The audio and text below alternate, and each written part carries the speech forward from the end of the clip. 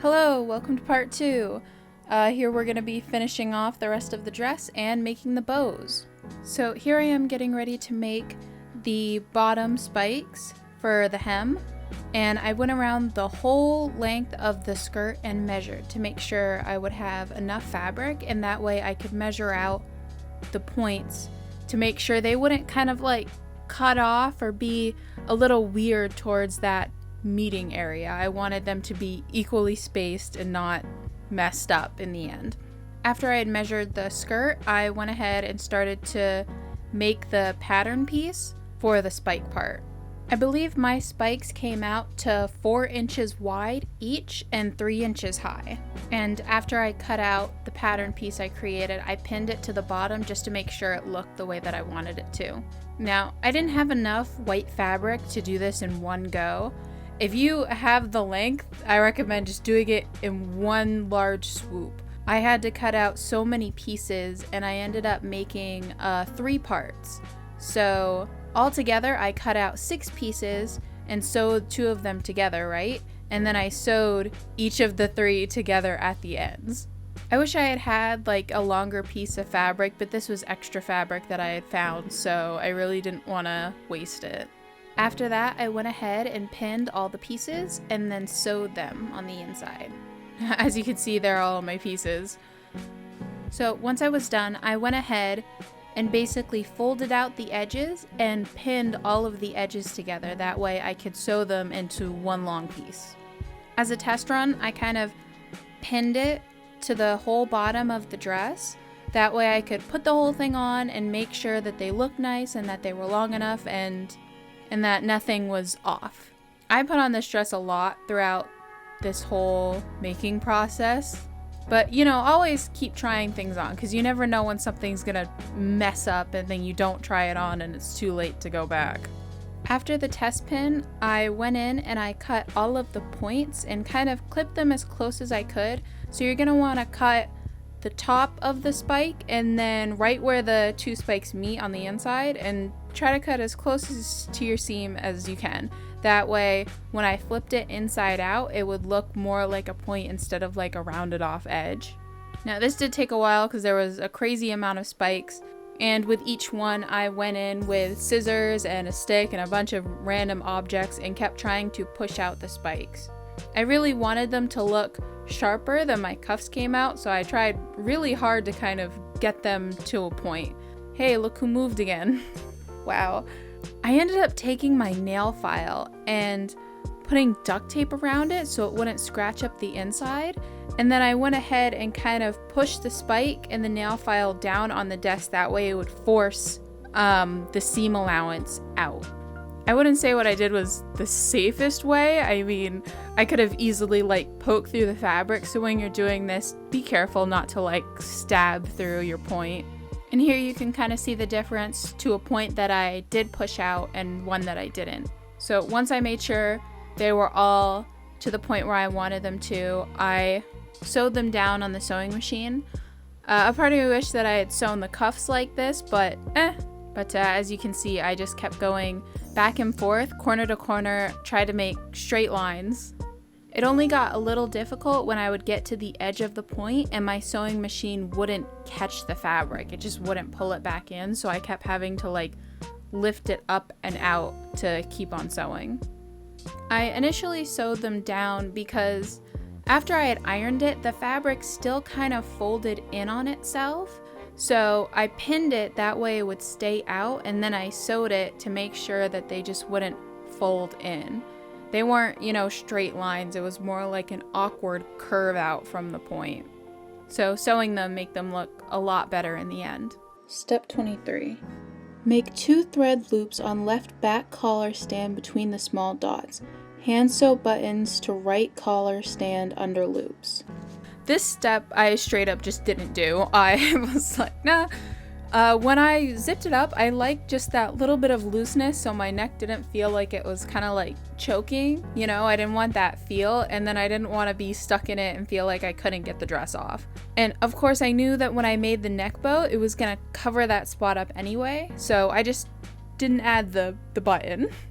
So now that the triangle pieces are all done, we can finally move on to step 24, which is sewing them to the hem of the dress. Before you sew the points at the bottom of your dress, try it on again, and just like I did, and make sure it's the right length for you.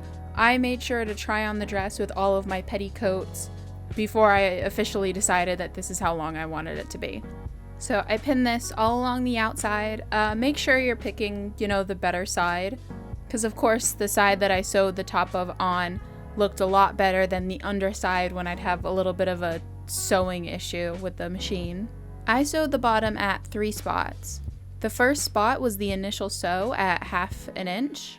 And then the next spot, I went ahead and I finished the edge with a zigzag stitch. That way I wouldn't have to fold it over on the inside.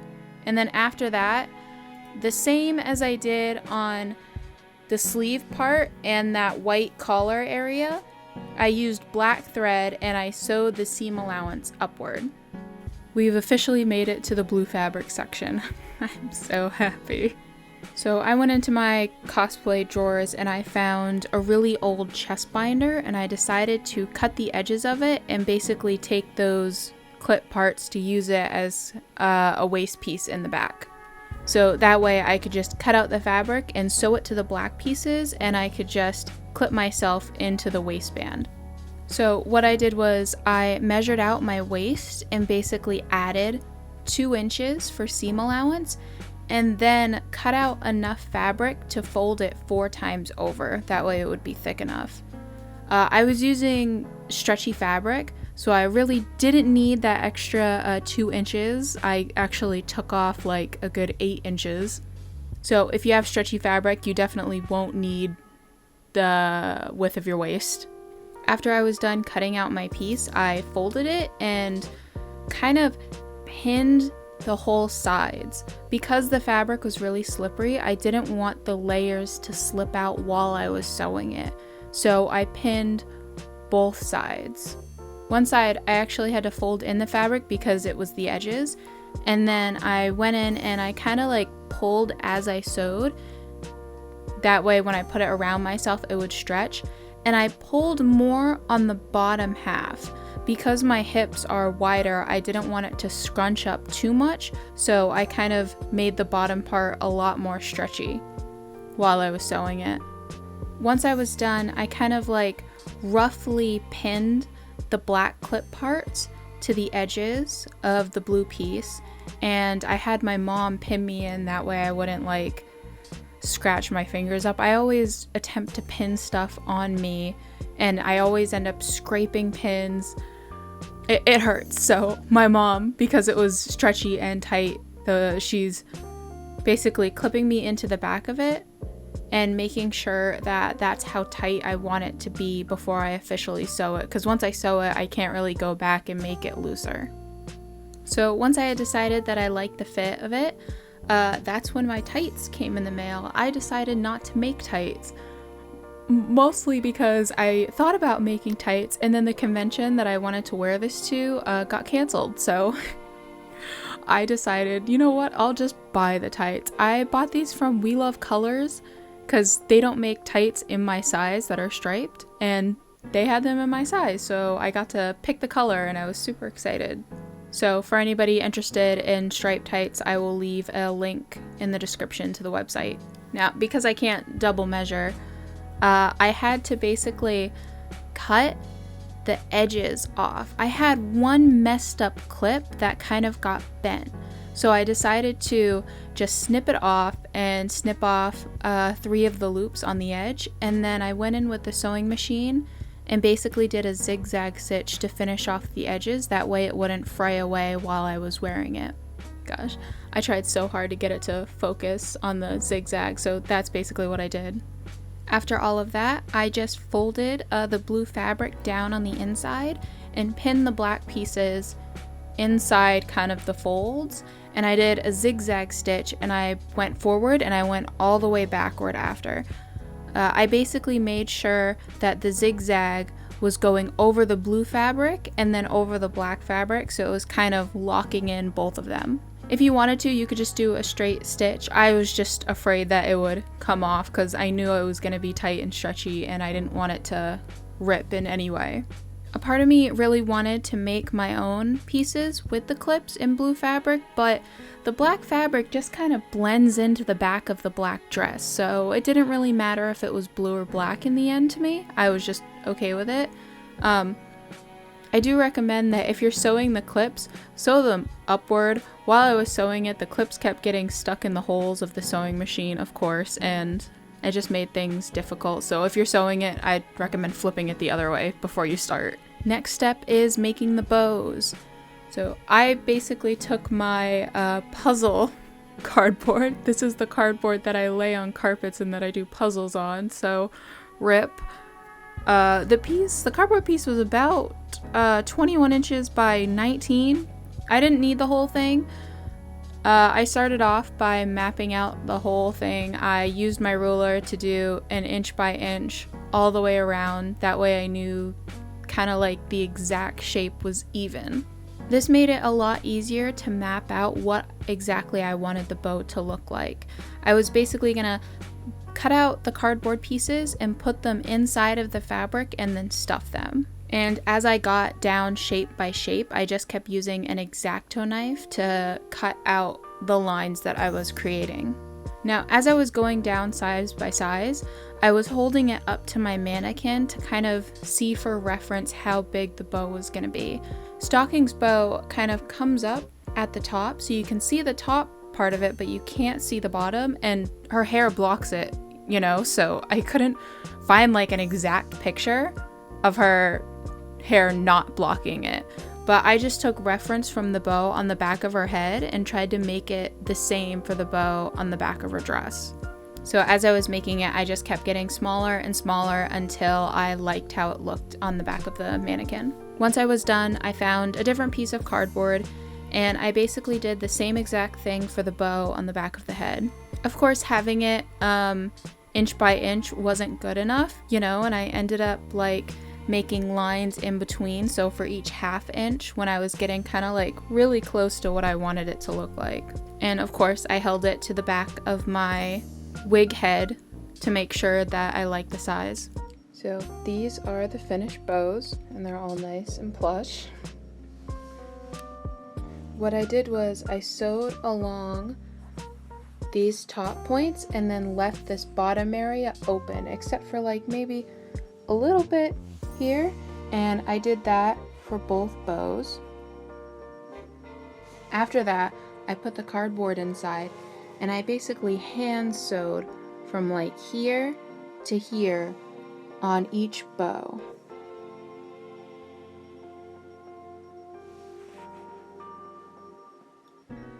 Then once I was done hand sewing a little bit, I slowly stuffed,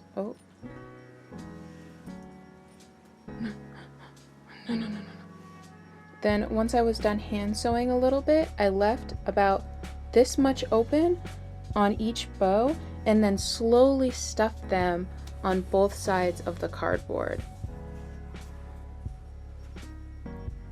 Now I used kind of little pieces, that way it wouldn't come out super, you know, bumpy.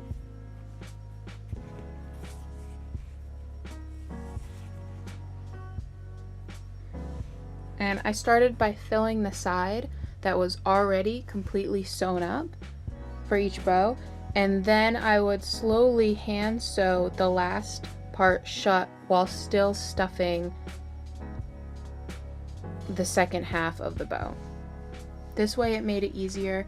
I recommend giving yourself more seam allowance, that way you won't have an issue when you're trying to close up the last opening.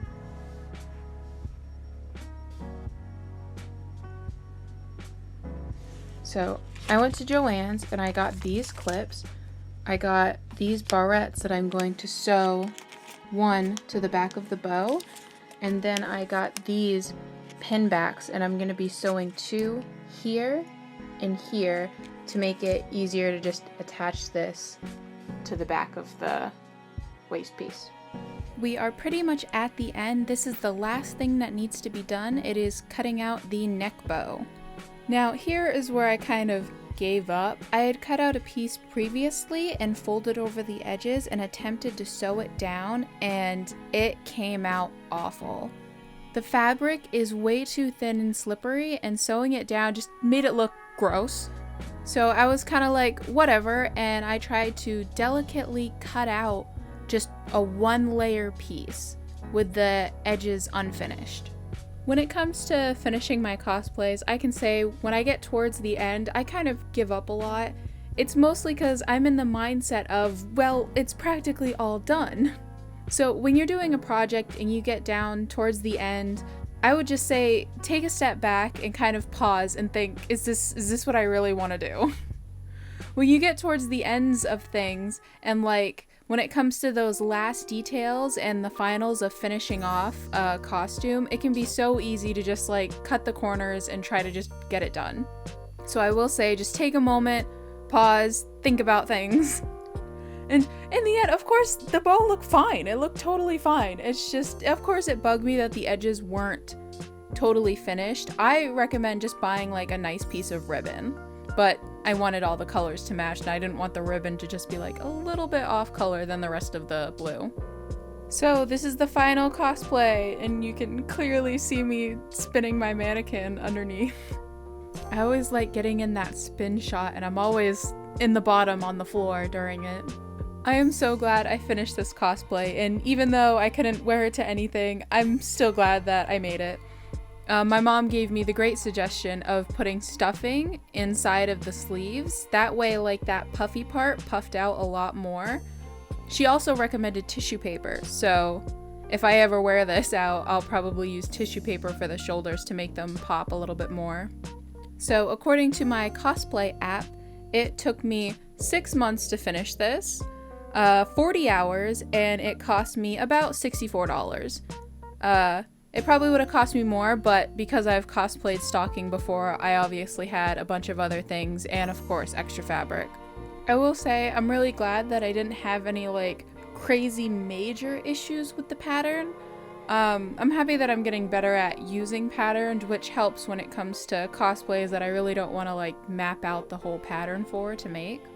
Also, I don't know if I've mentioned this or not, but every time I put this on, I'm putting on like 2 tutus and then a petticoat that's from another cosplay. So I'm wearing like three things to kind of like puff out the entire skirt. So here's me actually wearing the cosplay.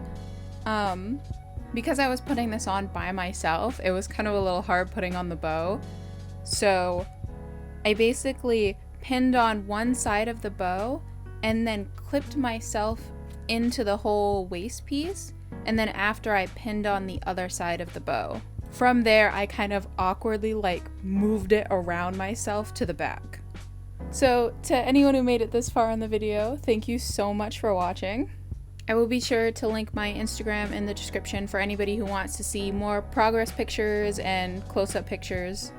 If you have any questions about anything, please feel free to ask me, and I hope you have a lovely day.